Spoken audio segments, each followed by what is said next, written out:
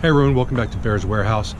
Today I went and picked up a car that I purchased. It's a 2005 Mercedes S430. I really like S-Series cars. I got this one from an auction. I didn't pay too much for it. Probably paid more than I should, but I didn't overpay for it. You can get these cars for $6,000–7,000. I didn't pay anywhere near that. So I wanted to get something that I could work on in the shop. So I want to show you guys the car now. So take a look. That's what we got. We're going to take it off the trailer here in a couple minutes. We're going to do a walkthrough through it in a little bit and see what kind of options it has. I kind of bought this car sight unseen. I knew that it started and it ran and it's got a good title, so I kind of went with that, and I figured from there I can make it do other things, like run, maybe look a little bit better. There's some couple dings here and there that need taken care of, but I think we could work on this. So this is the next project.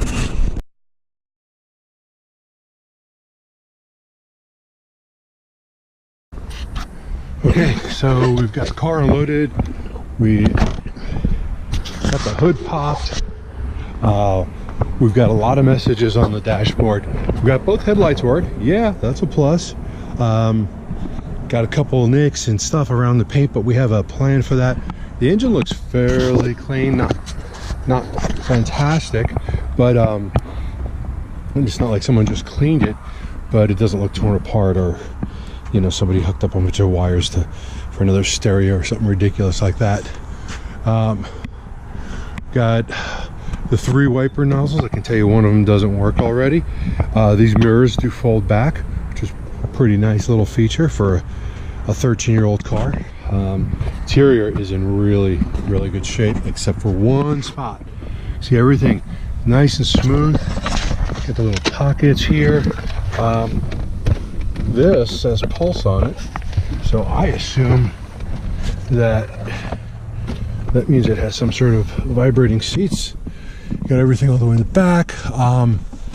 We've got the sun visors hang down. They need adjusted. Back seats very roomy. We've got a tear in the back seat right there. That's the only real blemish in this. Got the sunroof, which works. Got the rear curtain that I haven't tried it yet, but we'll see if it goes up and down. You got the visors for the back seat people. You got air conditioned seats, heated seats, massage seats. Got the navigation, stereo, the climate control. We've got these buttons on here for raising and lowering the car with the Airmatic system.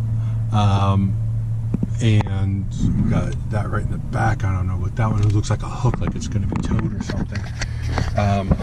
There are many warning lights on this. One is for coolant, so I'm going to turn on real quick. And probably a near dead battery. So we're going to have to do the battery. Turn the headlights off. Had those on for a couple minutes when I was checking the lights. But this did start. I know that it's got a fairly dead battery on it. Oh, that was pretty close. Just leave this off for a minute. Let's go look at that battery and see when that's from.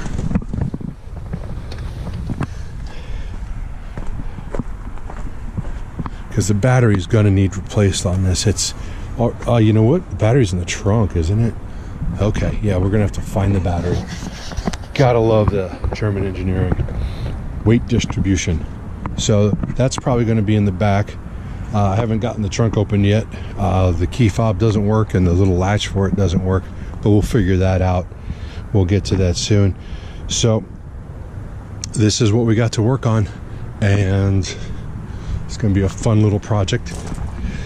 The brake calipers, they look pretty awful, but the car is clean. It's real clean, and I'm kind of liking it. Got the air vents in the side. Classy. So look at this. This is an ashtray. Cigarette lighter and an ashtray. Old school. But so we're gonna get this up underneath it, start looking at all the error codes, and we're gonna make a quick little video on everything that's wrong and everything that we have to do. So this is what we got. Okay, so we got the trunk open, we got the battery replaced. The battery would not hold the charge. We found that the wires going to the trunk lid were just cut up real bad. That was also preventing some of the rear tail lights from working, like the license plate light and one of the other lights. So we got that taken care of later on, but right now we're just getting it up on the lift so we could take a look underneath.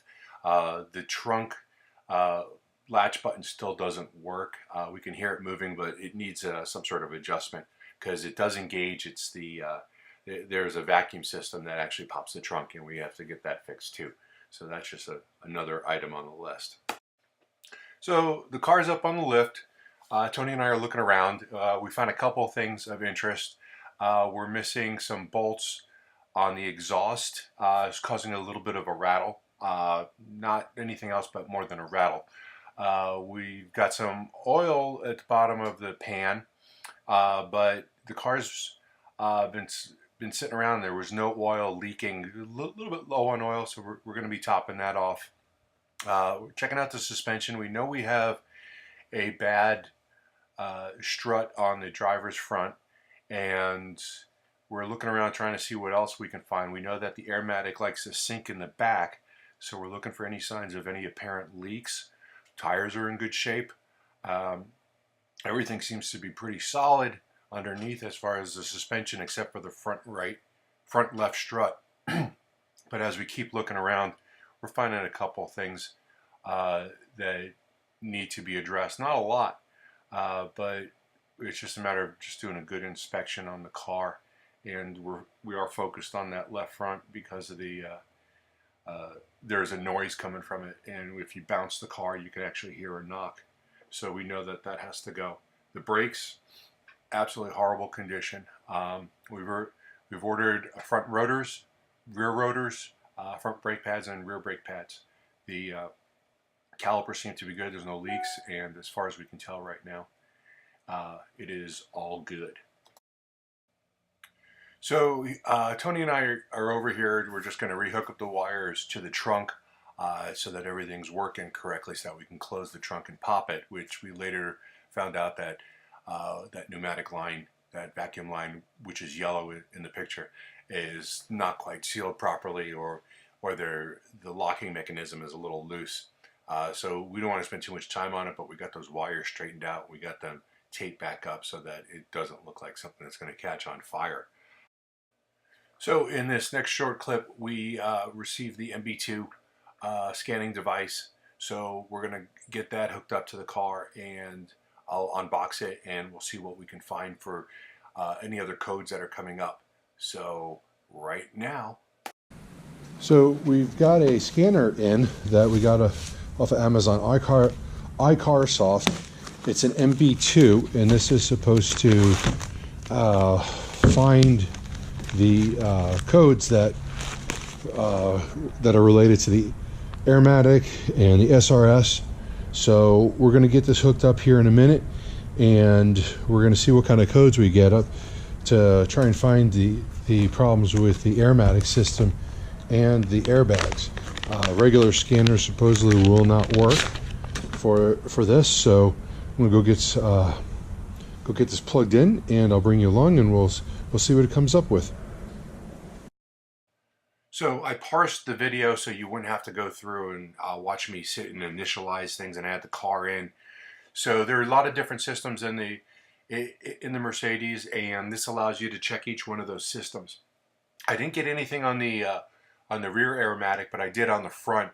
On the suspension, you can select the suspension, check that, and I got a Y52 Y1, just a C130 1322 code, and that says that there's a problem with the front right valve on the front strut. So that puts us at 2 struts that need replaced. I also, for the SRS, came up with a message regarding the passenger's seat sensor is not working. So we're going to order a bypass switch for that, since we're not going to put any kids in the front seat. And that way we don't have to tear apart the entire seat. Something like that's going to cost $50 as opposed to $150, plus it's just a matter of clipping it in, and we'll have that in a future video. So stay tuned. We're going to get all the parts. We're going to get another video done doing the brakes, doing the struts, and maybe something else, depends on what parts come in. So thanks for watching. Bye-bye.